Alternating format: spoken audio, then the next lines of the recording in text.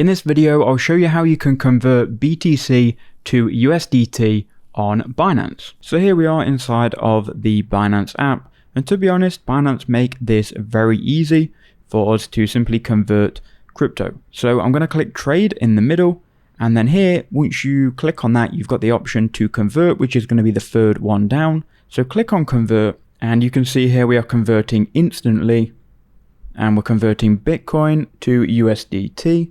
Now what I'm going to do is I'm just going to enter in the max here, but you can choose exactly how much you want to convert, and you can even type in USDT.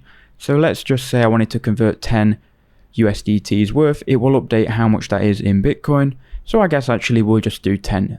Then we'll click preview, and we can preview exactly how much this is going to be, and we can then click confirm if we're happy with this. Click confirm within the time frame, and there you go. Just like that, we've now converted the USDT